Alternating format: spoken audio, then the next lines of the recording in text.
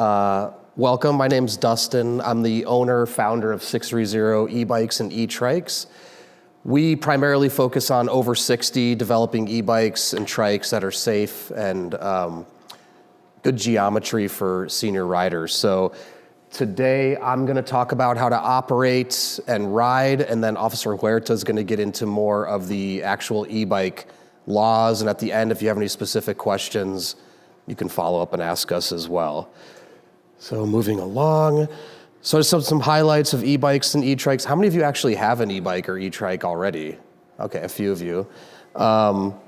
So I'll touch on some things that may seem obvious to owners, but maybe if you don't, point out some things about it. So e-bikes can provide assistance while you're pedaling, or you can use a throttle and not pedal at all. And again, Officer Huerta will get into the specifics of the legalities, but most of them can provide a pedal assistance up to 28 miles an hour, or the throttle can actually power you up to 20 miles an hour. So they can be dangerous if not ridden with caution. They're really growing in the over 60 category because really expanding the possibilities of what you can do, taking on certain hills. Also, rehabilitation is another thing. If you have arthritis, things like that. We also have a lot of people with Parkinson's and MS that maybe have lost feeling on a certain side of their body. E-bikes are a great way to get back into cycling. Also, people opting for e-bikes as opposed to like a mobility scooter, because you can do a lot more, go a lot faster. It's actually a practical way of transportation. Next slide. Okay, actually go to the next slide. Okay, I'll stay there. So let's just get into how to turn on an e-bike, how it operates. So some batteries on an e-bike will have a key just like this. You'll need to turn it on, put it into an on position. Some e-bikes, you have to leave the key in like a car. Other e-bikes, you turn it on, you can take the key with you. All e-bikes will have a lock to lock the battery on the frame. The point of that obviously is if you leave your e-bike somewhere, somebody can't steal the battery off of it, you know. Also, you could take the battery with you. And if it does have the on-off, the benefit of that is if they can't put the key in, turn it on, obviously, they can't ride off with the electric power. Some batteries, go to the next slide, please. Some batteries will have a charge indicator on them. You can see on the top, will tell you how full the battery is. I'll also get into it. I'll show you on the display. You'll see your battery charge as well. There's your locking device. And on the bottom, you can see a lot of the batteries also have on-off switches as well. So if you are to ever buy an e-bike, if you don't turn the battery on, the power to the bike won't go on. It's obviously a safety feature as well. Not all e-bikes have on-off switches on the batteries, but a lot of them do nowadays. On this one, you can see it also has a USB charger. So if you needed to charge a phone or plug something in on your ride, you can do that as well. Could you go to the next slide? It's just another look at what a battery, I mean, there's lots of different shapes and sizes of e-bike batteries these days. This is just one example of a connection and then checking the charge on the battery. Most times you can check your charge, honestly, by looking at the display, but if you have it off the battery, you can push that button and it'll give you these indicators here as well. So now, getting into turning your bike on. So this is one example of what a display plus controls will look like. So there's many variations now to what the display and the controls look like. Right here on the left is your minus and plus. These are what turn the assistance up or down on your e-bike. This is a smaller display that's located by your left hand grip. A little more sleek. There's a lot that are located in the middle. If you can go to the next slide. Oops, go to the next slide. Okay. So for the ones that have displays in the middle, you'll find this type of control typically located by your left hand. The mode button sometimes will also have a power symbol on it. You'll hold that, which will turn on your whole system. And then your up and your down is what's going to increase or decrease your electric assist levels while you ride. So pretty cut and dry. Next slide. I guess I duplicated that one. Next slide again. So here's just another example of another display with more controls. The idea with these is your left grip would be here. so you could easily reach it with your thumb while riding. So that's why if you have the display in the middle, you have a separate control for your thumb, basically. Okay, next slide. Here's another example of what it looks like. That's just the control. The display would be in the middle. All right. Now moving on to the display. As I said, displays can come in many different shapes and sizes, oftentimes in the center or the left-hand grip. The display will show the charge of the battery. If you go to the next slide, it'll show the charge of the battery, speed, distance traveled. So these are two commonly found displays that mount in the center. On the top there where it says energy bar, that's your battery. You obviously have your speed. PAS is pedal assist. So that's what level of assistance you're in. I'll get into a little more, but typically there's 5 levels of pedal assist on an e-bike. And then on the bottom is your odometer. You're able to do a trip odometer and a total odometer, so you could track how many miles you've logged total and also how many per ride. And then on this one right here, same thing in principle. You have your battery indicator in the left. The top time is actually your total running time, so how long you've had the bike on. Your miles per hour, your assist level. This one on the right here is actually your power output, so you could see how much power the motor is outputting at any given time. And then your distance, and that one actually has a thermometer for the outside temperature as well. Next slide. All right. Okay, next slide. All right, so pedal assist is, the most common way, or was the originating way of why e-bikes kind of came about. A lot of countries, they actually don't have throttles at all because they're illegal. America, we allow throttles. So we have pedal assist. So it's controlled by pushing the up and down arrows, which you can go from 0 to 5 on most. If you're in 0, the electric assist is off. And level 1 gives you the least amount of assistance. Level 5 gives you the most amount of assistance. After you start pedaling in one full rotation, that's when the assistance will kick on and you'll start to feel it. There's 2 different types of sensors into how the assistance gets triggered. There's a torque sensor, which basically bases it on how hard or soft you're pedaling. And then there's also what's called a cadence sensor that once you trip the sensor, the electric assist comes on. So as long as you keep pedaling, the assistance keeps going. If you stop pedaling, the assistance stops. Also, if you hit the brakes, the assistance will stop as well. So for a lot of people, if you're on an e-bike or an e-trike, ever get yourself in trouble, you could hit the brake, everything will shut down. And then you can put it into level 0 basically to stop receiving assistance. I'll go into why that's important and when you would use level 0 when you're out for rides. Okay, go ahead. So this is just the same slide again, showing you the pedal assist levels, and one is in level 1 and one is in level 5. Okay, all right, go to the next slide. Okay, so here's what a throttle would look like on an e-bike. You've got on the left here, this is called a thumb throttle. Those are commonly located on the left hand. On the right here is a twist throttle, which is very similar to a motorcycle. In my experience of all the e-bikes I found, most that have a twist throttle have it on the right hand, and most that have a thumb throttle have it on the left hand. I've actually run into, or we've had a lot of customers that have had, issues with their right hand or their left hand. It is something you can switch if you wanted to switch your throttle from one side to the other.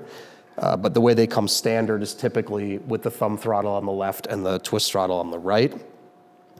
I would say nowadays, most e-bikes out there have a throttle in the US, but there are a lot that don't also. I do think it's a really good tool for riders to have, and I'll explain a little bit why. They work just like a gas pedal on a car. So when you press it, the harder you press it, the faster you go. Very simple, right? And when you twist it, the harder you twist it, the faster you go. Sometimes these can take a little bit of getting used to as you get a feel for how responsive or not responsive they are. But over time, of all the riders I've ever test rode with, they get the hang of it pretty quickly. Next slide. So I just put a little bit in here. Again, he'll get more into the details, but e-bikes can legally go up to 28 miles an hour when pedaling and 20 when using the throttle. 20 is pretty fast when you're using a throttle on an e-bike, when you're just on the open road. Actually all the trikes we make are limited to 16 miles an hour for safety and stability purposes. They're just a little bit different than two-wheel bikes. Okay, now next slide. Okay, so the brakes on an e-bike and how those work. Typically they're disc brakes. What a disc brake is you've got a rotor on the front wheel and then you have calipers that clamp onto that, and when you pull your brake levers, they clamp onto the rotor. If you've ever had a mountain bike or a high-end road bike, you maybe have had this type of braking system. But older cruisers have coaster brakes or commonly like caliper brakes that have pads on the rims. So the disc brakes are a little bit more higher powered. They stop better. And there's two types of braking systems. There's what's called mechanical disc or hydraulic disc. Mechanical is pulled with a cable, and hydraulic has fluid in the line. So the hydraulic is more responsive. They stop a little quicker, a little faster. But both are really good. The hydraulic you only really need if you're doing major hills or going really, really fast. But if you want that upgrade, it's out there. So can you go to the next slide? So pretty basic. You've got two handbrakes. You pull them. They clamp down on the rotor. The bike brakes.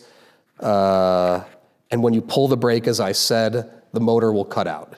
So that's a safety feature. One thing can you go back to the other slide really quick? Inside of here, there's actually brake pads.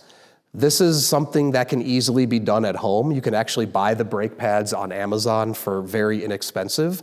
If you ever get an e-bike or are considering getting an e-bike, the brake pads will wear down over time, especially if you're putting a lot of miles on them. Next slide. They look just like this, and you can literally slide them real in and out. But just something to know about if you ever get an e-bike, you want to pay attention to how responsive or unresponsive your brakes are. And if they're not responsive over time, you would need to slip in a new brake pad. Bike shops can do that on any e-bike very inexpensively as well.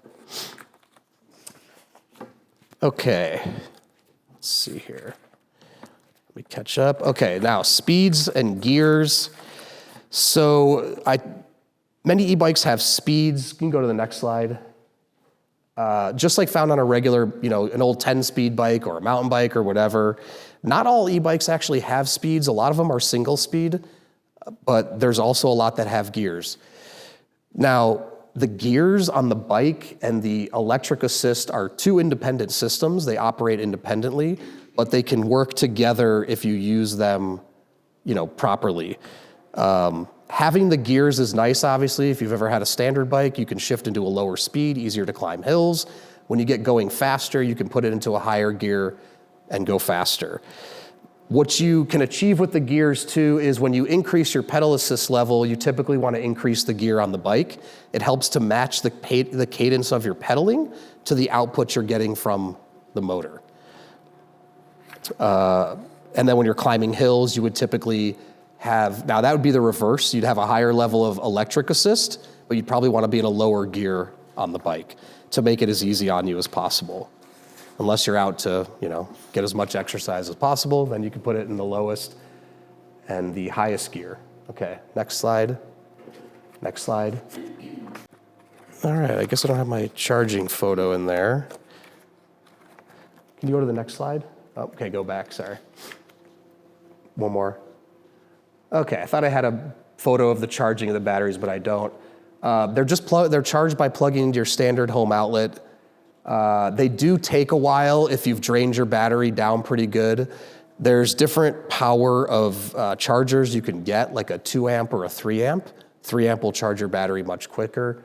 In my experience though, depending on your battery size, it's gonna take a good 5 to 10 hours, depending on the level that you leave your battery. It can be charged while it's on the bike, or it can be taken with you and charged in your house. Don't leave the charger on the battery after it's full. There's a lot of things out there about e-bike fires and things of that nature. So A lot of what goes into that also is just proper care and proper charging, things like that. So store and charge the battery in a temperature-controlled environment, avoid storing and charging in extreme heat or cold, and avoid letting the battery drain to zero. So with lithium-ion batteries, sometimes if you let them go totally zero, they're hard to bring back to life. So if you can avoid it, try to charge at least 10%. When it gets down to 10%, charge it again. That'll help prolong the life of the battery. Okay, next slide. This is just a couple things before you start riding. Always check the air pressure on your tires. If you get a flat on an e-bike, it's a lot worse than if you get a regular bike. It's heavier. It's going to be harder to get it home. Check your brake pads. And of course, check the charge on your battery. Then just a few things I outlined for what you need on rides. Lights front and rear, which commonly come on most e-bikes and trikes these days.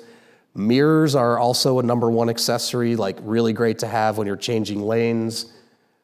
Turn signals are something you can also put on.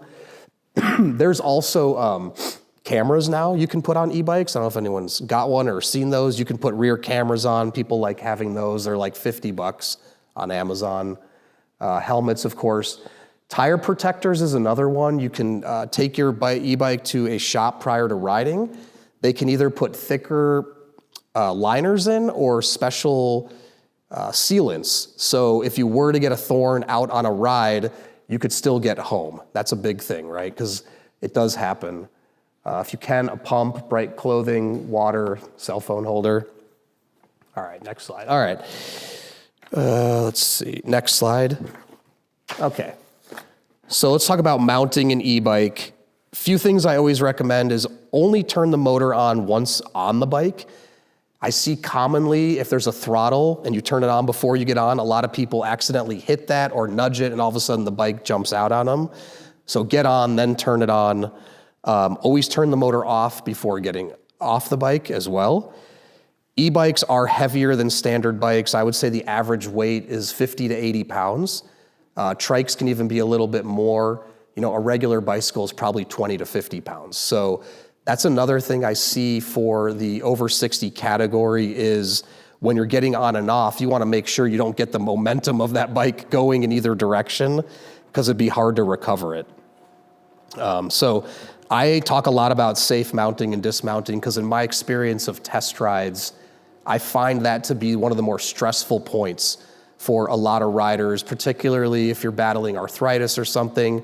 You catch your foot on the frame and all of a sudden the bike topples over. So I put this bike up there as just an example of what's out there with a very low step through. It makes it really easy to get on and off. So you don't risk catching your foot on a tube across the middle.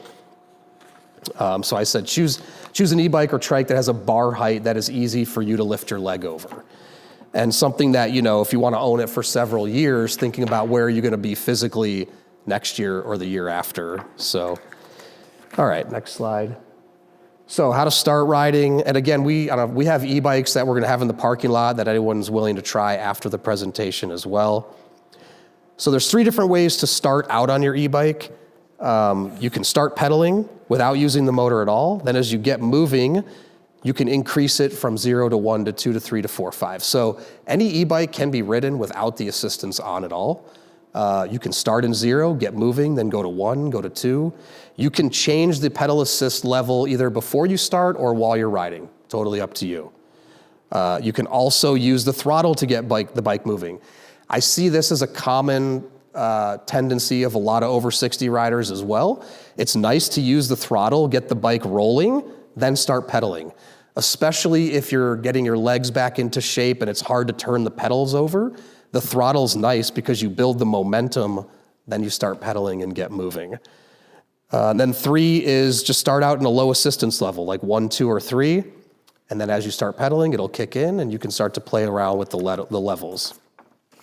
Next slide. All right, while you're riding, so you're free to switch between using the electric and not using the electric at any time. You can change the pedal assist level while riding, like I said, by pressing the up and down buttons on the control. And you can switch between using the throttle and pedal assist as well. So you can pedal, get assistance, stop pedaling, use the throttle. As long as it's turned on, you can do any of that. You can also shift to 0, turn it off. It's totally up to you. So you don't need to pedal. Again, the brake will cut the power off. And then if the bike has gears, which many of you may know, like on a standard bike, you have to shift those while you're moving. So don't try to shift the gears like, while you're standing still. That will mess up the derailleur system, which changes the speeds. All right, so stopping. Always shift down to level 0 when coming to a stop. The pedal assist can be hard to control in tight spaces. So if you're pulling into a bike rack or you're trying to navigate somewhere tight, put the bike into 0. It'll be a lot easier to navigate the tight spaces either with the throttle or with no assistance at all. That's another common accident situation I see where someone's coming into a stop, they accidentally have it in level 1, they pedal and boom, the bike shoots out, right? So as you're coming into stop for good, I recommend putting it into 0. And then, or shift it to, and shift the gears on the bike to a low level as well. So that way you have it in, let's say, gear 1. So when you start riding again, it'll be easy. Another common thing I see too is when you're starting out riding, if you have the bike in a very high gear, like 6 or 7, it's gonna be difficult to get the bike moving. So as you're stopping, shift it down. It'll make it easier to get going again. Let's see. Okay, so once on a complete stop, turn the assistance down to 0 if you haven't already to ensure no accidental engagement of the electric motor. All right, so now let's touch a little bit on trikes. That's me right here. We have a lot of YouTube videos on trikes. So trikes are completely different than bikes. If you've ever ridden a trike as an adult, I do a lot of test riders with people that have been off of a bike for 30 years and now they can't balance anymore, so they're getting into trike riding. And they get frustrated because their brain is trained on how to balance on a 2-wheel bike, but trikes operate totally differently. So the way you shift your body weight and lean on a trike is much different than a 2-wheel e-bike. Trikes need to be steered versus like bikes, you kind of lean and you flow, so it's a lot different. But if you are thinking about a trike, just know there may be a slight learning curve and you'll get used to it over time. People often say too, it feels like the trike is pulling. It just is a whole different sensation. So a couple tips for trikes. You want to just travel slowly around turns, slow down into a turn, accelerate out of the turn. Riders must turn the handlebars to go the direction you want to go. If anybody sticks around to ride the trike, we have trikes out there too, you'll see exactly what we're talking about. Leaning is more used to keep the balance of the trike versus actually steering the trike, which a bike, you're leaning to actually turn the trike. So keep your weight evenly dispersed on the seat when taking turns.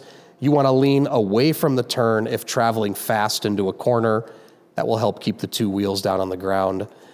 And again, make sure the step over height is low enough to get your leg over for easy mounting and dismounting. Next slide. So there's just some examples of the e-trikes. And again, I just say be patient with yourself. If you can't get the hang of it, you'll keep practicing, you'll get it. You need to retrain your mind from a 2-wheel bike to a 3-wheel bike. Also, there's a lot of different e-trikes and e-bikes out there. If you don't already have one and you're thinking about it, there's so many different styles and setups that can work for a lot of different people. So yeah, I'm sure there's one that could suit you. All right, so let's see, just some tips.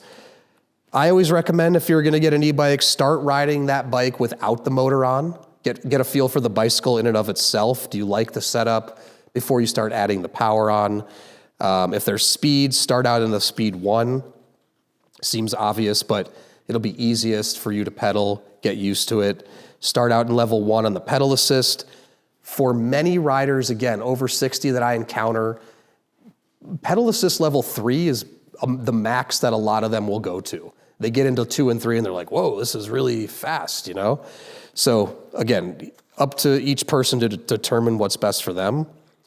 I usually like the pedal assist levels when you get up to speed and you're on a long trail. That's when you want to get into the levels 3, 4, and 5. When you're in the shorter, close proximity, 1, 2, and 3 is good. And I just said utilizing the throttle is a great tool.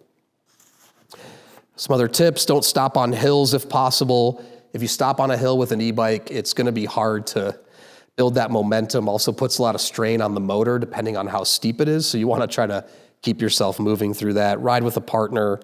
And I said no, N-O, but know your body's limitations in terms of what you can do. All right, lastly, just some maintenance things really quick. Brake pads will need to be changed based on the performance of the brakes. So if you're only riding once a week, brake pads may last for 5 years. If you're riding hundreds of miles a week, you may need to replace them in a month or two. So it's really gauging the performance of the brakes. You can also just look inside and see how much of the brake pad is still there. There's also a lot of talk about buying, bike shops not servicing. There's a lot of mobile mechanics that now will come to your house and service a lot of these things if you have an e-bike as well. Tires are another thing that get worn down pretty frequently on e-bikes because you're traveling at faster speeds versus a regular bike. So, excuse me. Make sure to check your tread so you just got good traction. In terms of the maintenance on the electrical system, there's really no upkeep or maintenance you do on the actual electric assist portion of an e-bike. You just want to make sure you have proper charging and storage of your battery to prolong the life of that. Again, with e-bike batteries, same kind of thing. It could last for 10 years, could last for 4 years, could last for a year. It really depends on how many times you're charging it. They say you can get like 500 cycle charges. So that means like full to empty 500 times, but could be longer. So every battery is different.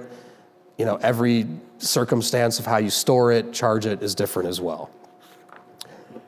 So that's all I've got on the operation, maintenance, and riding. And again, if anyone has any questions at the end, we can go over it. Now, Officer Huerta will touch on safety and laws.